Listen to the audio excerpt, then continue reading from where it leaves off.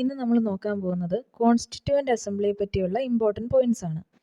First point നോക്കി, first person who put forward the idea of India having it's on constitution. അതായത് ഇന്ത്യക്ക് സ്വന്തമായിട്ടൊരു constitution വേണം എന്ന് ഒരു ഐഡിയ മുമ്പോട്ട് വെച്ച ആദ്യത്തെ വ്യക്തി ആരെന്ന് ചോദിച്ചാൽ എന്ത് പറയണം? എം.എൻ. റോയ്. വർഷം 1934. ഒന്നുകൂടെ പറയാം, ഇന്ത്യക്ക് സ്വന്തമായൊരു കോൺസ്റ്റിറ്റ്യൂഷൻ വേണം എന്ന ആശയം ആദ്യമായി മുന്നോട്ട് വെച്ച വ്യക്തി ആരാണ്? എം.എൻ. റോയ്. ഏത് ഇയറിലാണ്? 1934. അങ്ങനെയാണെങ്കിൽ എം.എൻ. റോയെ കുറിച്ച് ഇമ്പോർട്ടൻ്റ് ആയിട്ടുള്ള കുറച്ച് പോയിന്റ്സ് നോക്കാം. എം.എൻ. റോയ് ആരായിരുന്നു? ഫാദർ ഓഫ് പീപ്പിൾസ് പ്ലാൻ, അതായത് ജനകീയ പദ്ധതിയുടെ പിതാവ് എന്നറിയപ്പെടുന്നത് എം.എൻ. റോയ് ആണ്. ഇനി എം.എൻ. റോയിയുടെ ഒരു ബുക്കാണ് ഇന്ത്യ ഇൻ ട്രാൻസിഷൻ. എന്താണ് എം.എൻ. റോയ് എഴുതിയ ബുക്കിൻ്റെ പേര്? India in transition. നെക്സ്റ്റ് എന്താ? One of the founders of communist party of India, അതായത് കമ്മ്യൂണിസ്റ്റ് പാർട്ടി ഓഫ് ഇന്ത്യയുടെ സ്ഥാപകരിൽ ഒരാളായിരുന്നു എം.എൻ. റോയ്. പിന്നെ founder of radical democratic party, radical democratic പാർട്ടിയുടെ ഫൗണ്ടറായിരുന്നു എം.എൻ. റോയ്. അങ്ങനെയാണെങ്കിൽ നോക്കിക്കേ, ഇന്ത്യക്ക് സ്വന്തമായൊരു കോൺസ്റ്റിറ്റ്യൂഷൻ വേണമെന്ന ആശയം ആദ്യമായി മുന്നോട്ട് വെച്ച പാർട്ടി ഏതായിരുന്നു എന്ന് ചോദിച്ചാൽ ആൻസർ എന്താ? സ്വരാജ് പാർട്ടി. ഏത് വർഷം? 1935. അപ്പോൾ നമ്മൾ പഠിച്ചു first person who put forward the idea of India having it's on constitution എന്ന് ചോദിച്ചാൽ എം.എൻ. റോയ് ആണ്. എന്നാൽ first party who put forward the idea of India having it's on constitution എന്ന് ചോദിച്ചാൽ സ്വരാജ് പാർട്ടി. ഏത് വർഷം? 1935. സ്വരാജ് പാർട്ടിയുടെ ഫൗണ്ടേഴ്സ് അല്ലെങ്കിൽ സ്ഥാപകരാരൊക്കെയാ? C R. Das and Motilal Nehru. C R. Das and Motilal Nehru. First president ആരായിരുന്നു? C R. Das. First secretary Motilal Nehru. Next നോക്കിയേ, constituent assembly formed on the basis of cabinet mission plan 1946. അതായത് ഏത് പ്ലാൻ അനുസരിച്ചാണ് കോൺസ്റ്റിറ്റ്യൂവൻ്റ് അസംബ്ലി ഫോം ചെയ്തത്? ഏത് പ്ലാനാണ്? Cabinet mission plan. വർഷം 1946. എങ്കിൽ നമുക്ക് ക്യാബിനറ്റ് മിഷൻ പ്ലാനെ പറ്റി കുറച്ച് കാര്യങ്ങൾ നോക്കാം. നോക്കിക്കേ, who where the members of cabinet mission plan എന്ന് ചോദിച്ചാലോ എത്ര മെമ്പേഴ്സ് ഉണ്ടായിരുന്നു ക്യാബിനറ്റ് മിഷൻ പ്ലാനിൽ? 3 മെമ്പേഴ്സ് ഉണ്ടായിരുന്നു. ആരൊക്കെയായിരുന്നു? ഫസ്റ്റ് വൺ പെത്വിക് ലോറൻസ്, അദ്ദേഹമായിരുന്നു ക്യാബിനറ്റ് മിഷൻ പ്ലാന്റെ chairman. Next one Stafford Cripps. Third one A.V. Alexander. ഇവർ 3 പേരുമായിരുന്നു ക്യാബിനറ്റ് മിഷൻ പ്ലാന്റെ മെമ്പേഴ്സ്. ഇനി ക്യാബിനറ്റ് മിഷൻ പ്ലാന് ഇന്ത്യയിലേക്ക് അയച്ച ബ്രിട്ടീഷ് പ്രൈം മിനിസ്റ്റർ ആരായിരുന്നു? Clement Attlee. ലേബർ പാർട്ടിയുടെ നേതാവായിരുന്ന ക്ലെമന്റ് ആറ്റ്ലിയാണ് ക്യാബിനറ്റ് മിഷനെ ഇന്ത്യയിലേക്ക് അയച്ചത്. ക്യാബിനറ്റ് മിഷൻ ഇന്ത്യയിൽ വന്ന സമയത്ത് വൈസ്രോയി ആരായിരുന്നു? Lord Wavell. വേവൽ പ്രഭുവായിരുന്നു ക്യാബിനറ്റ് മിഷൻ ഇന്ത്യയിൽ എത്തിയപ്പോഴുള്ള വൈസ്രോയി. ഇനി cabinet mission arrived in India. India എന്ന് പറഞ്ഞു കഴിഞ്ഞാൽ അന്ന് ബ്രിട്ടീഷ് ഇന്ത്യ ആയിരുന്നു അല്ലേ? അന്ന് പാകിസ്ഥാനും ഇന്ത്യയുടെ ഭാഗമായിരുന്നു. അപ്പോൾ ക്യാബിനറ്റ് മിഷൻ പ്ലാൻ ആദ്യമായി ഇന്ത്യയിൽ വന്നത് 23 മാർച്ച് 1946. അന്ന് ബ്രിട്ടീഷ് ഇന്ത്യയുടെ ഭാഗമായിരുന്ന കറാച്ചിയിലാണ് ക്യാബിനറ്റ് മിഷൻ പ്ലാൻ ആദ്യം വന്നത്. പിന്നീട് 24 മാർച്ച് 1946 ഡൽഹിയിൽ വന്നു. Cabinet mission plan submitted it's report on May 16, 1946. അതായത് ക്യാബിനറ്റ് മിഷൻ പ്ലാൻ അതിൻ്റെ റിപ്പോർട്ട് സബ്മിറ്റ് ചെയ്ത ദിവസമാണ് മെയ് 16, 1946. ക്യാബിനറ്റ് മിഷൻ ഇന്ത്യയിൽ നിന്ന് തിരികെ പോയത് 29 June 1946. Cabinet mission returned from India on 29 June 1946. ഇനി ഇന്ത്യയിൽ ഒരു കോൺസ്റ്റിറ്റ്യൂവൻ്റ് അസംബ്ലി ഫോം ചെയ്യണമെന്ന ഐഡിയ ആദ്യമായിട്ട് ഡിസ്കസ് ചെയ്ത INC സെഷൻ ഏതായിരുന്നു? അത് INCയുടെ ബോംബെ കോൺഫറൻസ് ആയിരുന്നു 1935. ആരായിരുന്നു അന്നത്തെ ചെയർമാൻ? ഡോക്ടർ രാജേന്ദ്ര പ്രസാദ്. ഇനി INC conference formally discussed about constituent assembly. അതിനെ പറ്റി ഒരു ഐഡിയ ആദ്യം ഡിസ്കസ് ചെയ്തതാണ് 1935 ബോംബെ കോൺഫറൻസ്. ഇനി ഫോർമലി അതിനെപ്പറ്റി ഒരു ഡിസ്കഷൻ, അതായത് കോൺസ്റ്റിറ്റ്യൂവൻ്റ് അസംബ്ലി വേണമെന്നൊരു ഡിസ്കഷൻ നടന്നത് ഫൈസ്പൂർ കോൺഫറൻസ് 1937 അന്ന് ഫൈസ്പൂർ കോൺഫറൻസിൻ്റെ ചെയർമാൻ ആരായിരുന്നു? ജവഹർലാൽ നെഹ്റു ആയിരുന്നു. ഇനി നമുക്ക് നോക്കാനുള്ളത് കോമ്പോസിഷൻ ഓഫ് കോൺസ്റ്റിറ്റ്യൂവൻ്റ് അസംബ്ലിയാണ്. കോമ്പോസിഷൻ ഓഫ് കോൺസ്റ്റിറ്റ്യൂവൻ്റ് അസംബ്ലി നോക്കിയേ, total strength. Constituent assembly form ചെയ്തപ്പോൾ മുഴുവൻ ആളുകളുടെ എണ്ണം എത്രയായിരുന്നു? 389. അതായത് ടോട്ടൽ സ്ട്രെങ്ത് എന്ന് പറയുന്നത് 389 ആയിരുന്നു. ഇന്ത്യ പാകിസ്ഥാൻ പാർട്ടീഷൻ കഴിഞ്ഞപ്പോൾ സ്ട്രെങ്ത് എന്ന് പറയുന്നത് 389 നിന്നും 299 ആയി. ബാക്കിയുള്ളവർ പാകിസ്ഥാൻ കോൺസ്റ്റിറ്റ്യൂവൻ്റ് അസംബ്ലിയിലേക്ക് പോയി. ഇനി ബ്രിട്ടീഷ് ഇന്ത്യയിലെ നിന്ന് എത്ര മെമ്പേഴ്സാണ് ഈ കോൺസ്റ്റിറ്റ്യൂവൻ്റ് അസംബ്ലിയിൽ ഉണ്ടായിരുന്നത്? 296. ഈ 296 മെമ്പേഴ്സ് ഓഫ് ബ്രിട്ടീഷ് ഇന്ത്യയിൽ തന്നെ 292 പേര് 11 ഗവർണേഴ്സ് പ്രൊവിൻസസിൽ നിന്നും 4 പേര് 4 ചീഫ് കമ്മീഷണേഴ്സ് പ്രൊവിൻസസിൽ നിന്നുമായിരുന്നു. അതായത് ചീഫ് കമ്മീഷണറിൻ്റെ പ്രവിശ്യകളിൽ നിന്ന് 4 പേരും ഗവർണറിൻ്റെ പ്രവിശ്യകളിൽ നിന്നും 292 പേരും. ഇത് ഗവർണേഴ്സ് പ്രൊവിൻസസ് എത്ര എണ്ണം ഉണ്ടായിരുന്നു? 11 എണ്ണം. ചീഫ് കമ്മീഷണേഴ്സ് പ്രൊവിൻസസ് 4 എണ്ണം ഉണ്ടായിരുന്നു. ഏതൊക്കെയായിരുന്നു ആ 4 എണ്ണം? ഡൽഹി, അജ്മേർ, കൂർഗ്, ബ്രിട്ടീഷ് ബാലുചിസ്ഥാൻ. അതായത് ABCD എന്ന് ഓർത്തിരുന്നാൽ മതി. നെക്സ്റ്റ് നോക്കിയേ, the seats in each province were allocated proportionally to 3 categories. അതായത് ഓരോ പ്രവിശ്യകളിലെ സീറ്റുകളും പ്രൊപ്പോർഷണലായിട്ട് 3 കാറ്റഗറീസിന് വേണ്ടിയിട്ടാണ് അലോക്കേറ്റ് ചെയ്തിരുന്നത്. ആരൊക്കെയായിരുന്നു? Sikhs, Muslims, general. ഈ 3 കാറ്റഗറീസിലേക്കായിരുന്നു കോൺസ്റ്റിറ്റ്യൂവൻ്റ് അസംബ്ലിയിലേക്കുള്ള മെമ്പേഴ്സിനെ ഇലക്ട് ചെയ്യാൻ വേണ്ടിയിട്ട് സീറ്റ് അലോക്കേറ്റ് ചെയ്തിരുന്നത്. അടുത്തത് number of women in constituent assembly. അന്ന് കോൺസ്റ്റിറ്റ്യൂവൻ്റ് അസംബ്ലി ഫോം ചെയ്യുമ്പോഴത്തേക്കും എത്ര വിമൻ മെമ്പേഴ്സ് ഉണ്ടായിരുന്നു എന്നാണ് ചോദിച്ചിരിക്കുന്നത്. 17 വിമൻ മെമ്പേഴ്സ്. അതായത് 17 വനിതകളാണ് കോൺസ്റ്റിറ്റ്യൂവൻ്റ് അസംബ്ലിയിൽ ഉണ്ടായിരുന്നത്. ഇനി ഇന്ത്യ പാകിസ്ഥാൻ പാർട്ടീഷൻ കഴിഞ്ഞപ്പോൾ അത് 15 പേരായി. അതായത് 2 പേര് പാകിസ്ഥാൻ കോൺസ്റ്റിറ്റ്യൂവൻ്റ് അസംബ്ലിയിലേക്ക് പോയി. ആരായിരുന്നു ആ 2 പേര്? 2 വനിതകൾ. പാകിസ്ഥാൻ കോൺസ്റ്റിറ്റ്യൂവൻ്റ് അസംബ്ലിയിലേക്ക് പോയ 2 വനിതകൾ ആരൊക്കെയായിരുന്നു? ബീഗം ജഹനാര ഷാനവാസും ബീഗം ഷൈസ്ത സുഹ്രാവാഡി ഇക്രാമുള്ള. ഇനി നമുക്ക് നോക്കാനുള്ളത്, ഇന്ത്യ പാകിസ്ഥാൻ പാർട്ടീഷൻ കഴിഞ്ഞിട്ട് നമ്മൾ നേരത്തെ പറഞ്ഞില്ലേ 389 മെമ്പേഴ്സ് ഉണ്ടായിരുന്ന കോൺസ്റ്റിറ്റ്യൂവൻ്റ് അസംബ്ലിയുടെ മെമ്പേഴ്സിൻ്റെ എണ്ണം 299 കുറഞ്ഞു. പിന്നെ ഇലക്ഷൻ ഹെൽഡ് ഫോർ 296 സീറ്റ്. അന്ന് എത്ര സീറ്റുകളിലേക്ക് ഇലക്ഷൻ നടന്നു? 296 സീറ്റുകളിലേക്കാണ് ഇലക്ഷൻ നടന്നത്. അതായത് 299 മെമ്പേഴ്സ് ഉണ്ടായിരുന്ന കോൺസ്റ്റിറ്റ്യൂവൻ്റ് അസംബ്ലിയിൽ 296 സീറ്റിലേക്ക് അന്ന് ഇലക്ഷൻ നടന്നു. അങ്ങനെയാണെങ്കിൽ ഇലക്ഷൻ കഴിഞ്ഞപ്പോഴത്തേക്കും കോൺഗ്രസ് വിജയിച്ച എത്ര സീറ്റുകൾ ഉണ്ടായിരുന്നു? 208 സീറ്റുകളിലും കോൺഗ്രസ് ആണ് വിജയിച്ചത്. അതായത് 80% മുകളിൽ അന്ന് വിജയിച്ചത് കോൺഗ്രസ് ആയിരുന്നു. പിന്നെ 73 സീറ്റ് മുസ്ലിം ലീഗ്, പിന്നെ ഇൻഡിപെൻഡൻസ് 15 സീറ്റ്സ്. നെക്സ്റ്റ് പോയിന്റ് നോക്കിയേ, Malayali women in constituent assembly. അതായത് കോൺസ്റ്റിറ്റ്യൂവൻ്റ് അസംബ്ലിയിലേക്ക് അന്ന് മുഴുവൻ വനിതകളുടെ എണ്ണം നമ്മൾ കണ്ടു, 17 പേരായിരുന്നു. പാർട്ടീഷൻ കഴിഞ്ഞപ്പോൾ അത് 15 കുറഞ്ഞു എന്ന് കണ്ടു. ഈ 15 വനിതകളിൽ എത്ര മലയാളി വനിതകൾ ഉണ്ടായിരുന്നു എന്ന് ചോദിച്ചാൽ 3 പേര്. ആരൊക്കെയായിരുന്നു? 3 പേര്. ആനി മസ്കറിൻ. എവിടെ നിന്നായിരുന്നു? ട്രാവൻകൂർ പ്രൊവിൻസിൽ നിന്നും ആനി മസ്കറിൻ. പിന്നെ അമ്മു സ്വാമിനാഥൻ മദ്രാസ്, ദാക്ഷായിനി വേലായുധൻ മദ്രാസ്. ഈ 3 മലയാളി വനിതകളാണ് കോൺസ്റ്റിറ്റ്യൂവൻ്റ് അസംബ്ലിയിൽ ഉണ്ടായിരുന്നത്.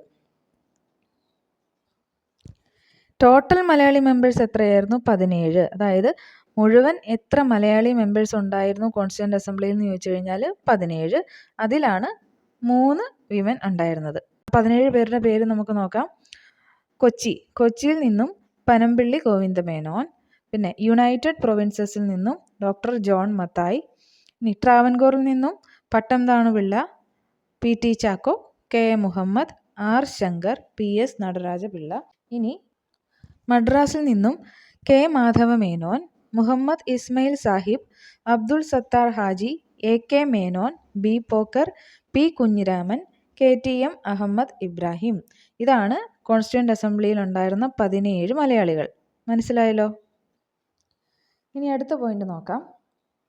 Only Muslim women member of constituent assembly. ഒരേ ഒരു മുസ്ലിം വനിതയായിരുന്നു ഉണ്ടായിരുന്നത് കോൺസ്റ്റിറ്റ്യൂവൻ്റ് അസംബ്ലിയിൽ. ആരായിരുന്നു? ബീഗം ഐസാസ് റസൂൽ. Only Dalit woman. ഒരേ ഒരു ദളിത് വനിതയായിരുന്നു അത്, ദാക്ഷായിനി വേലായുധൻ. നെക്സ്റ്റ്, കോൺസ്റ്റിറ്റ്യൂവൻ്റ് അസംബ്ലിയെ പറ്റി ഇമ്പോർട്ടൻ്റ് ആയിട്ടുള്ള കുറച്ച് പോയിന്റ്സ് നമുക്ക് നോക്കാം. Formed on. എന്നാണ് ഫോം ചെയ്തത്? 6 ഡിസംബർ 1946. ഫസ്റ്റ് മീറ്റിംഗ് നടന്നത് 9 ഡിസംബർ 1946. ഫസ്റ്റ് മീറ്റിങ്ങിൽ എത്ര പേര് പങ്കെടുത്തു? 207 പേര്. 207 people participated in the first meeting. Next, ഈ മീറ്റിങ്ങിൽ ഫീമെയിൽ എത്ര പേരുണ്ടായിരുന്നു? 9. ഈ 207 പേരിൽ 9 പേര് വനിതകളായിരുന്നു. ഇനി ഫസ്റ്റ് മീറ്റിംഗ് നടന്ന വെന്യൂ ഏതായിരുന്നു? Central hall of parliament.